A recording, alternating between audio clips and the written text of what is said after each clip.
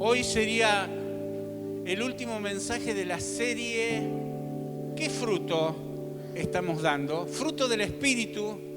A ver, Gálatas 5:22, usted lo tiene que aprender de memoria. Mas el fruto del Espíritu es amor.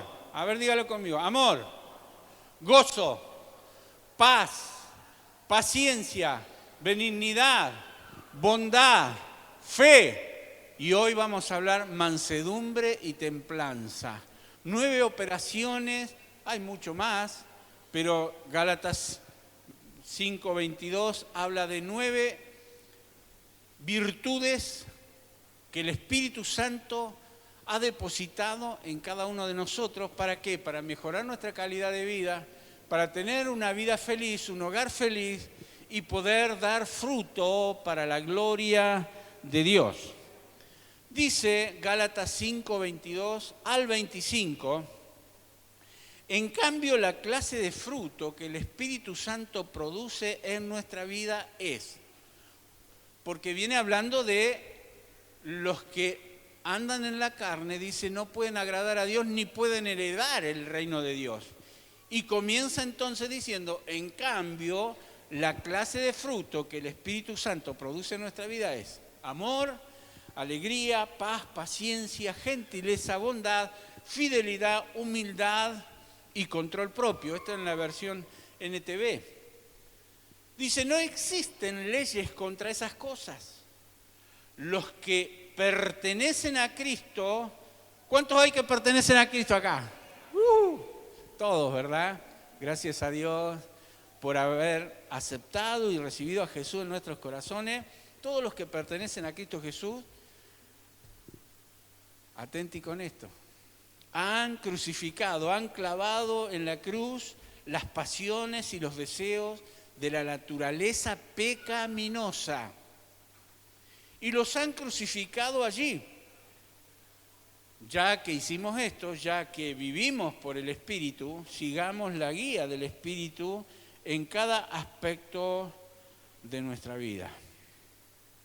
Mencionamos entonces la mansedumbre y la templanza.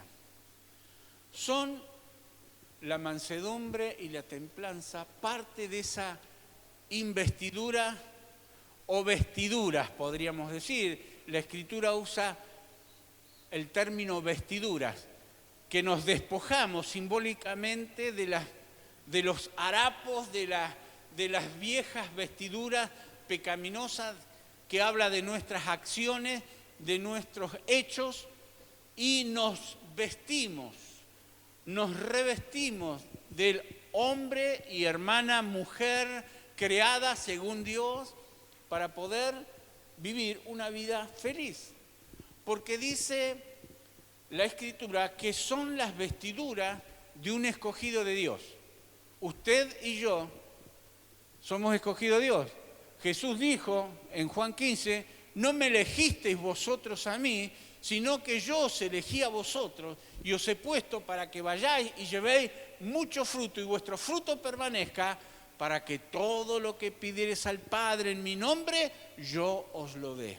Entonces, no me elegisteis vosotros a mí, sino que yo os elegí a vosotros.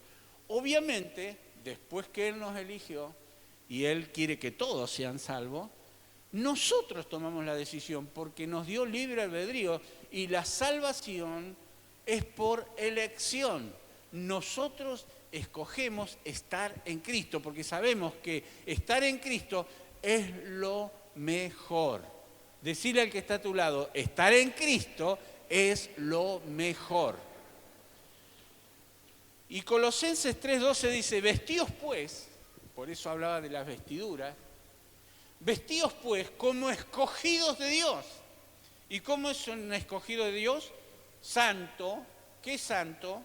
No es inmaculado. La gente a veces tiene una idea equivocada de lo que es ser santo.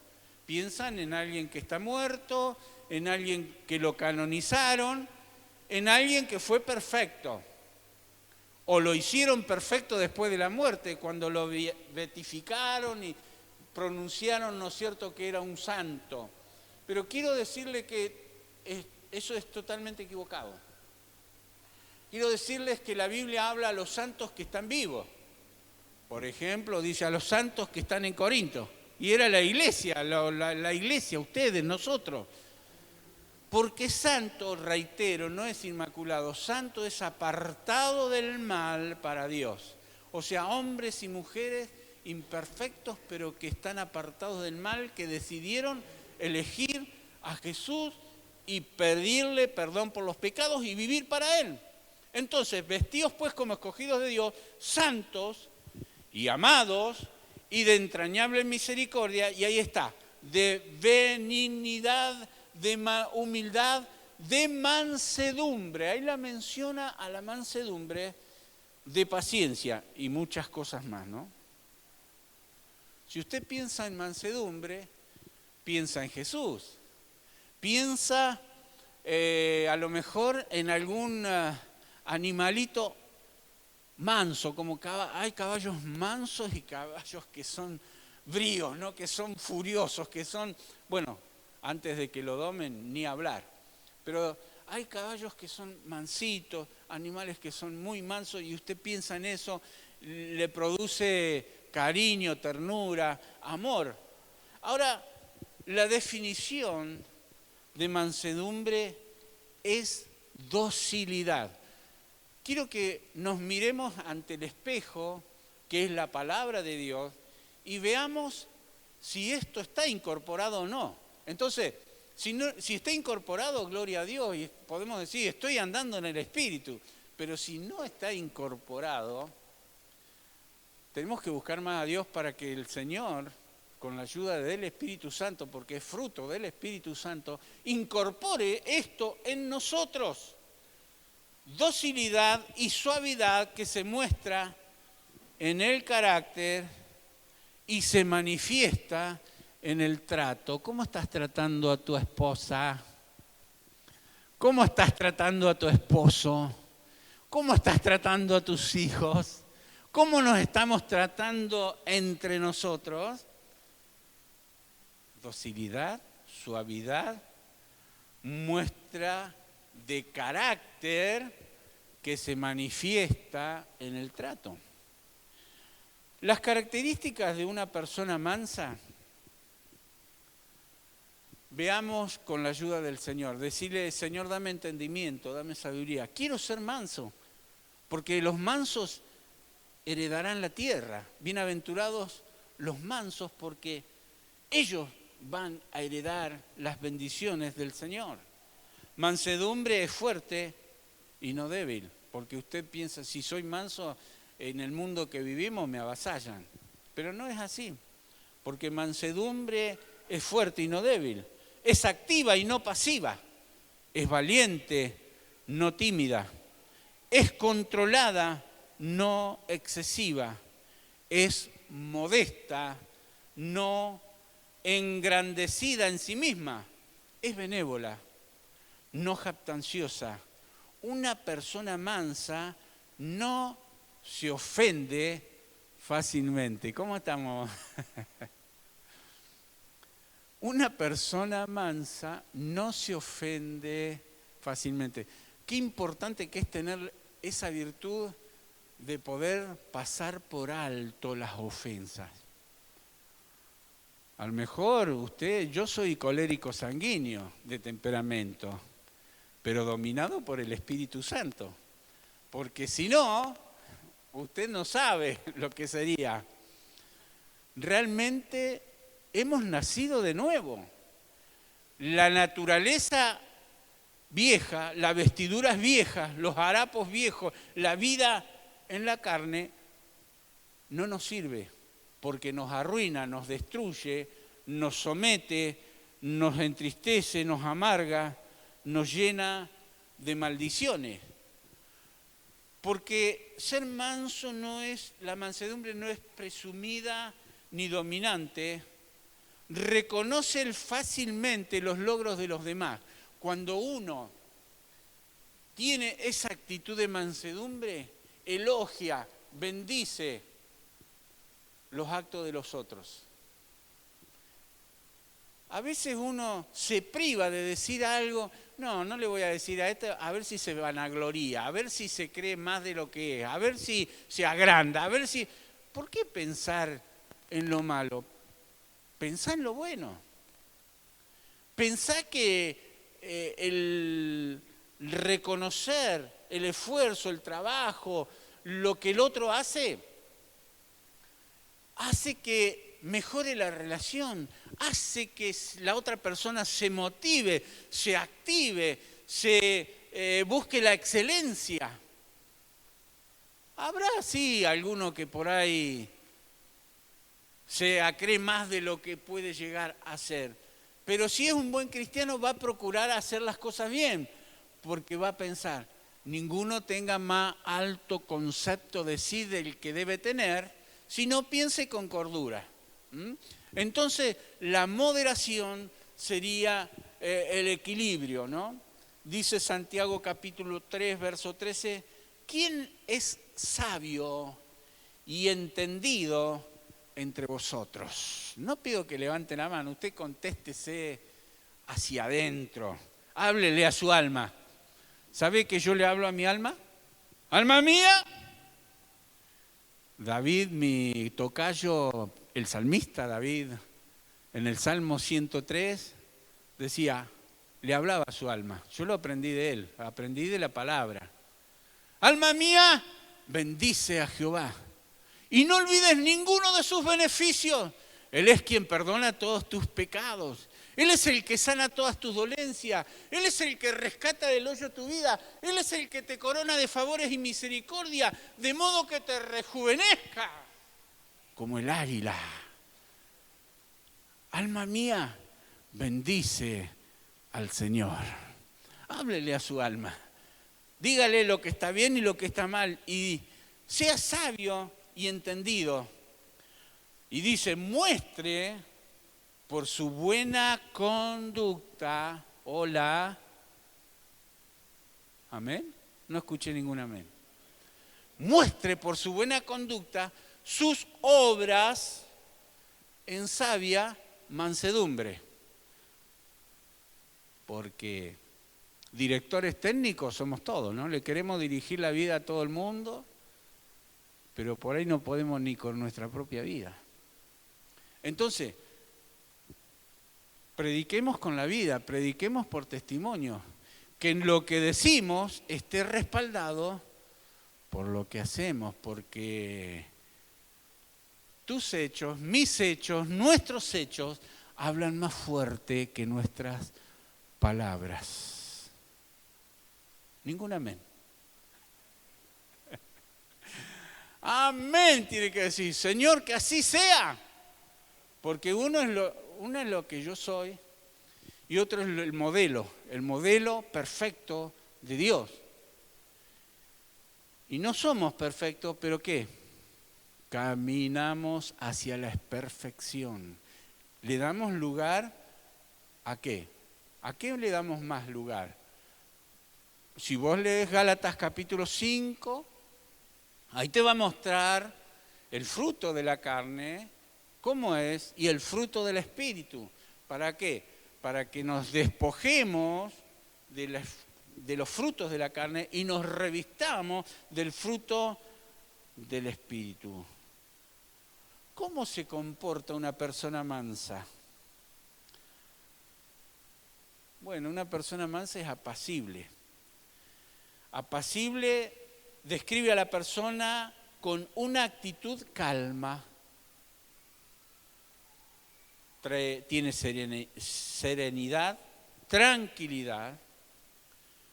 Es permanecer quieta, firme y en paz. Porque por lo general, ¿qué hacemos? Cuando hay palabras ásperas, reaccionamos. Y si reaccionamos mal, bueno, que el Señor nos libre, nos ayude. Un espíritu apacible es lo contrario a estar ansiosa o ansioso, angustiado o angustiada, afanada. Por eso tenemos que buscar más de estar en comunión con el Señor para que Él traiga una presencia sobre nosotros y nos libre de la angustia, del afán, de la ansiedad, y podamos cumplir con lo que sigue significando una persona que está en mansedumbre, es sosegada, es pacífico.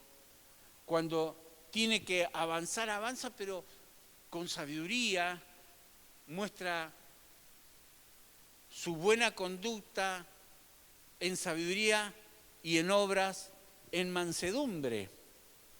Entonces, naturalmente pacífico, y si no lo es, por naturaleza, permite a la naturaleza divina, porque el que es nacido de nuevo, el que es nacido de Dios, así dice 1 Juan, no se deja llevar por los impulsos de la naturaleza caída. Dice, el que es nacido de Dios no practica el pecado porque la simiente de Dios está en él y no puede pecar, así dice la versión Reina Valera, no puede pecar porque es nacido de Dios.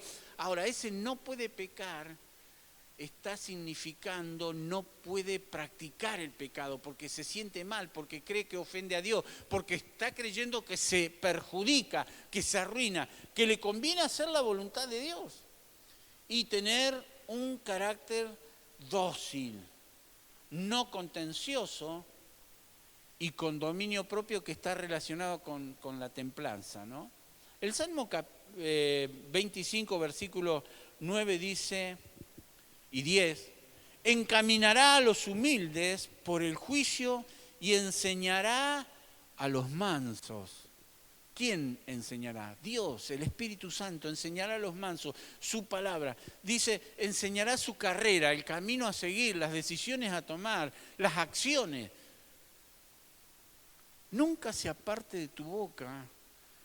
Cuando Josué se desesperó porque Dios le encomendaba una tarea muy difícil que era trabajar con gente, gobernar, dirigir, ayudar, corregir a la gente, porque Moisés se había ido a la presencia de Dios, Josué tomaba el lugar de Moisés y Dios le dijo, mira, como estuve con Moisés estaré contigo, no te dejaré ni te desampararé. Eso está en el capítulo 1 de Josué.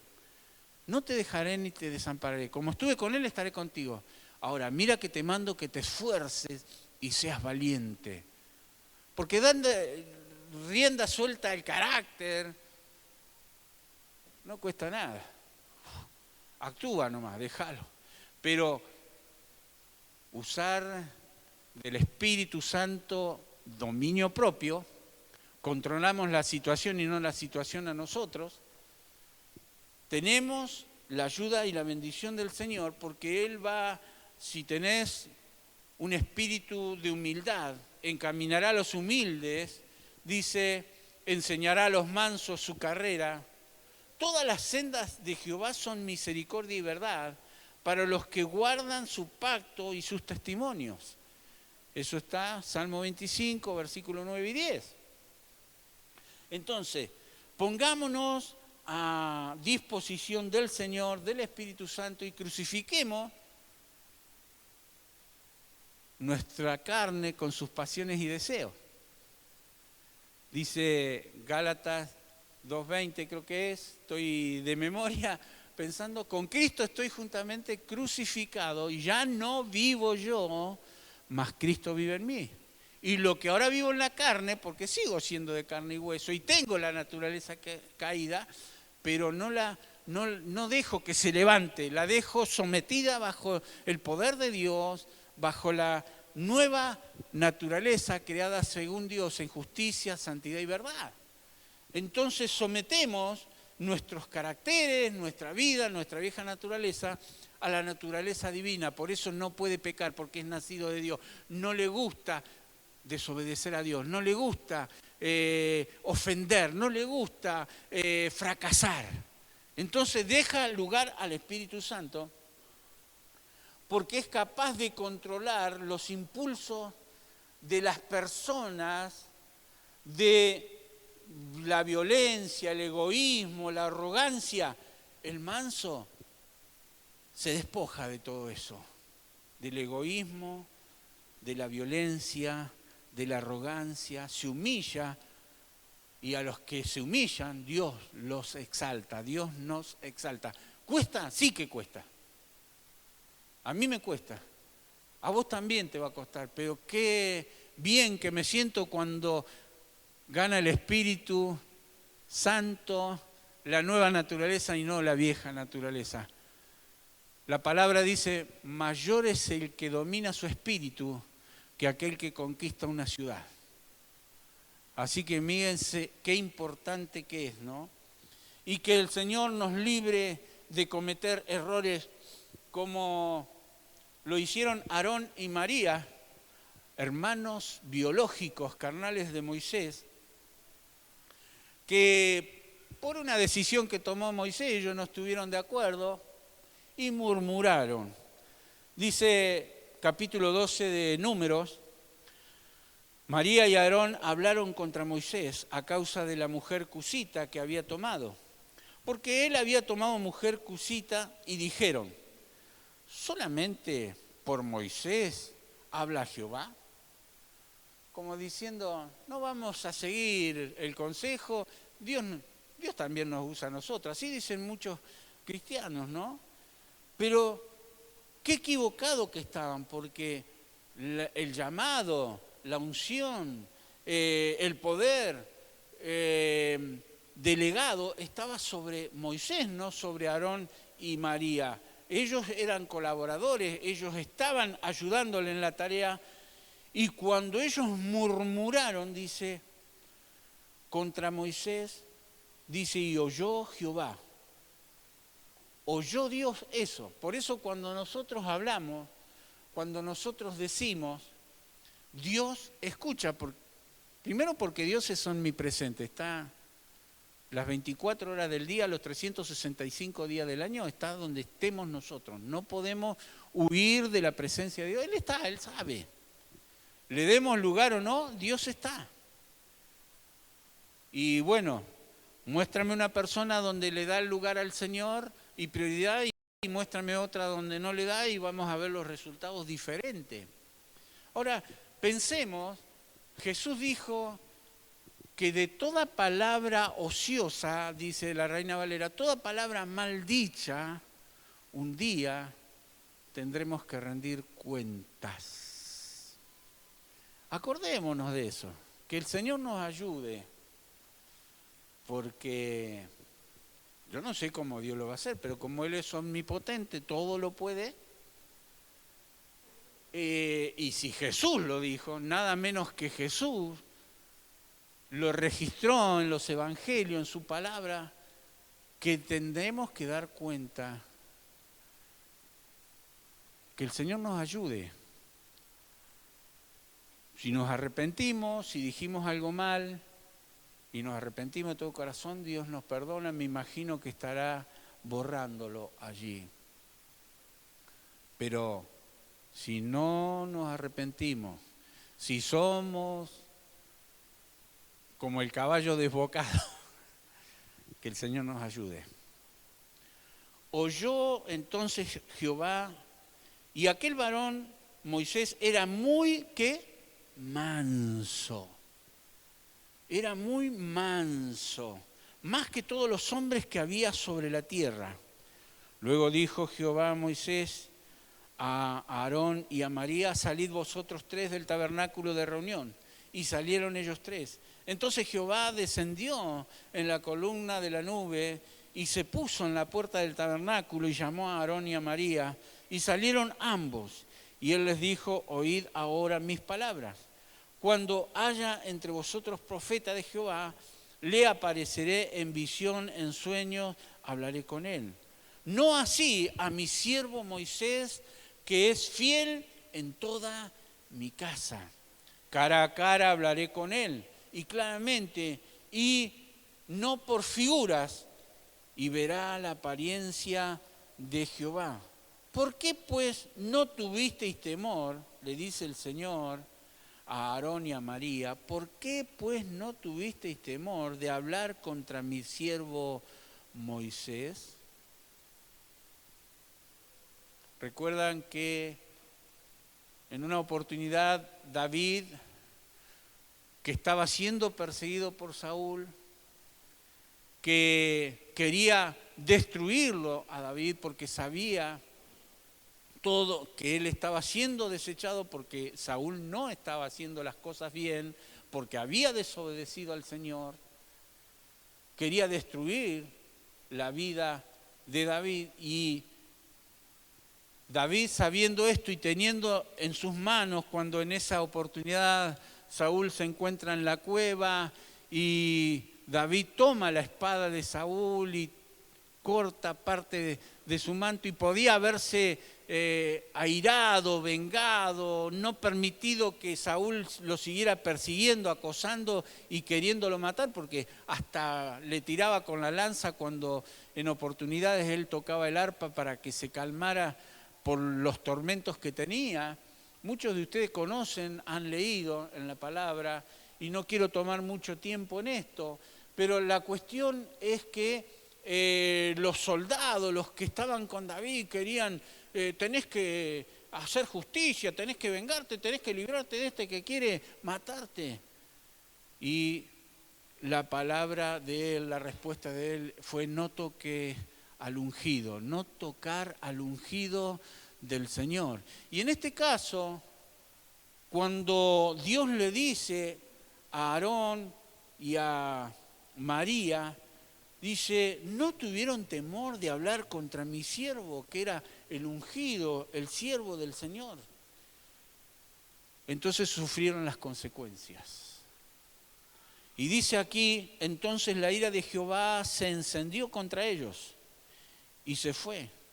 Y la nube se apartó del tabernáculo, y he aquí que María estaba leprosa como la nieve. Le vino como castigo por su pecado la lepra. Y dijo Aarón a Moisés: ay, Señor mío.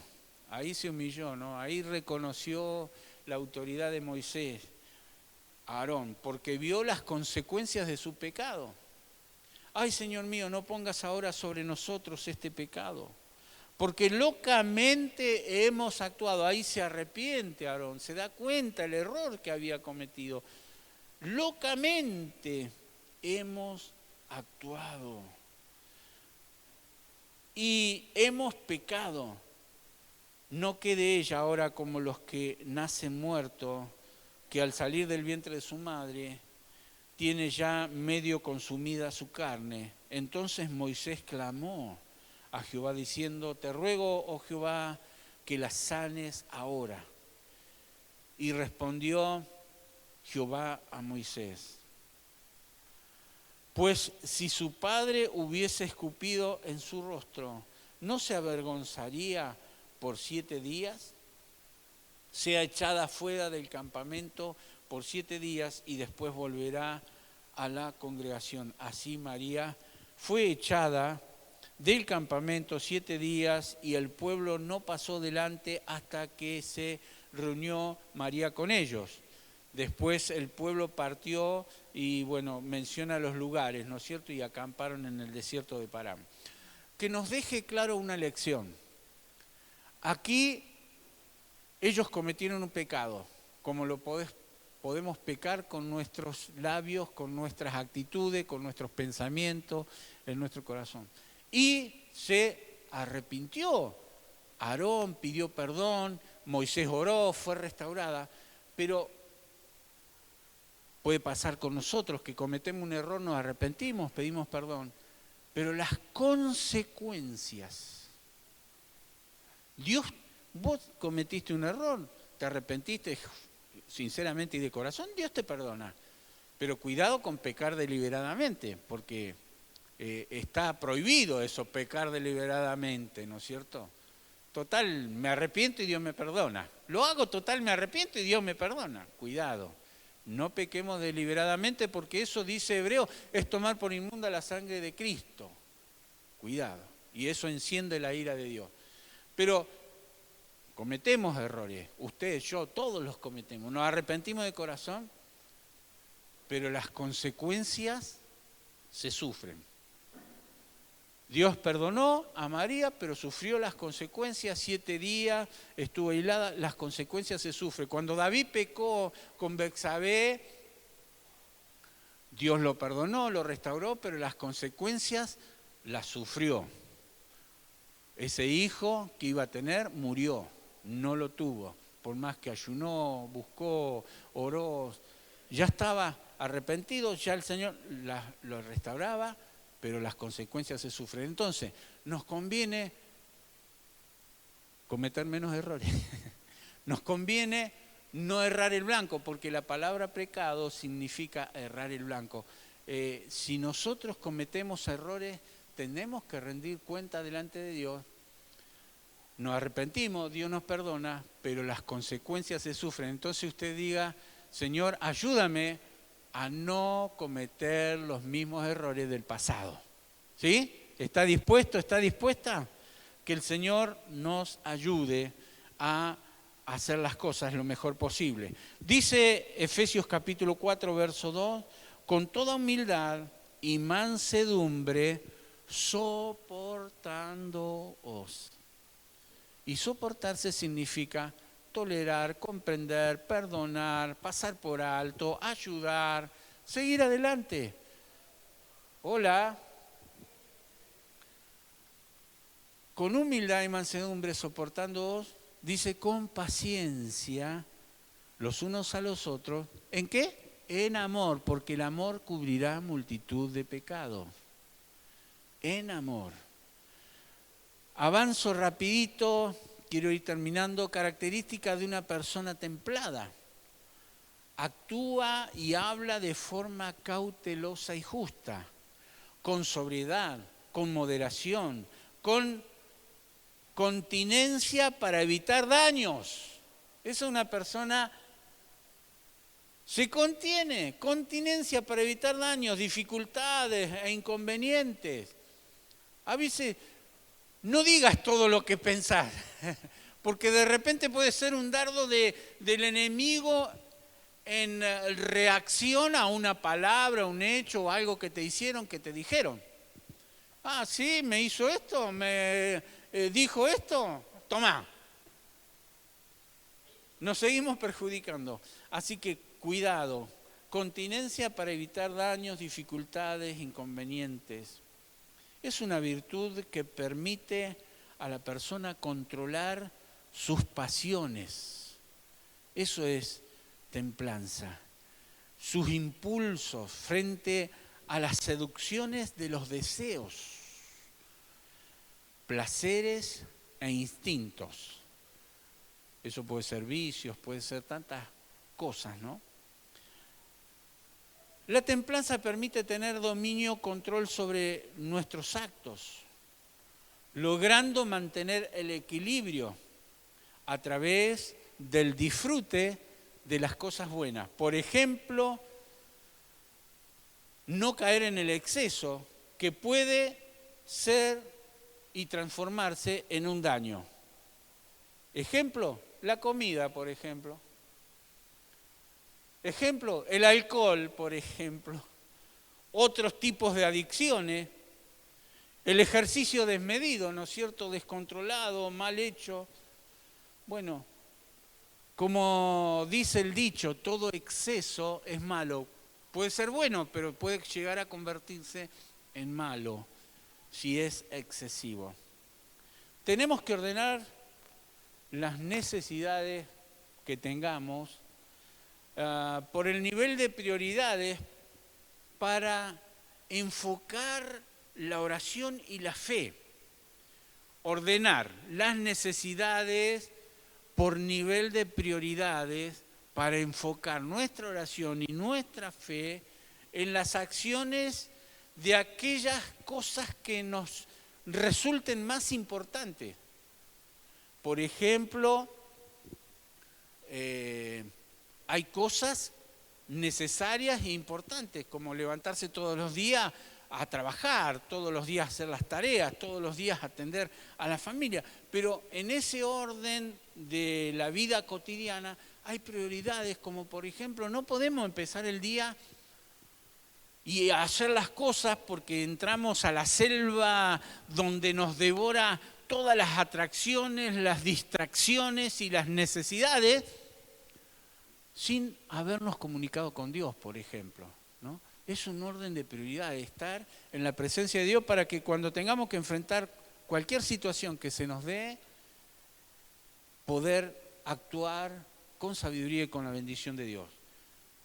Saber conocer o reconocer lo bueno y lo malo. Eso nos va a dar discernimiento, vivir más en el Espíritu y que actúe en nosotros la mansedumbre y la templanza, nos va a ayudar a discernir, reconocer lo bueno y lo malo según los principios espirituales y morales que nosotros tenemos para ser firmes en nuestras decisiones. Entonces, nosotros vamos a elegir siempre lo que más nos conviene con la ayuda del Señor. Dice 1 Tesalonicenses capítulo 5, verso 21 al 23, con esto termino, examinadlo todo y retened lo bueno. Absteneos a toda especie de mal. Y el mismo Dios de paz os santifique por completo, y todo vuestro ser, espíritu, alma y cuerpo sea guardado irreprensible, sin mancha, hasta la venida de nuestro Señor Jesucristo. Nuestro lema principal debe ser: de lo malo nada, de lo bueno con moderación. ¿Está de acuerdo? Hola. Póngase de pie entonces, vamos a orar al Señor.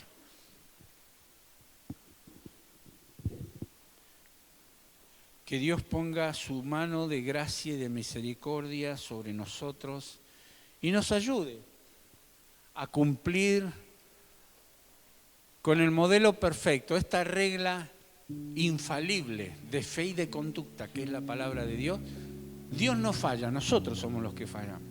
Sigamos el consejo de Dios y vamos a tener mejor calidad de vida, vamos a tener amor, gozo, paz, paciencia, benignidad, bondad, fe, mansedumbre y templanza y muchas cosas más con la ayuda del Señor. Poné tu mano sobre tu corazón, decirle: Señor, repetí conmigo: Señor, una vez más te entrego mi vida.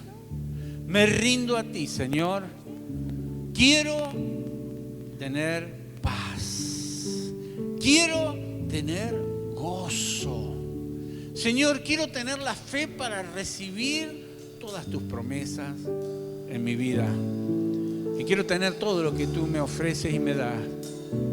En el nombre de Jesús. Ayúdame que tu palabra sea escrita en mi mente y en mi corazón. Y nunca más me olvide de ella, en el nombre de Jesús.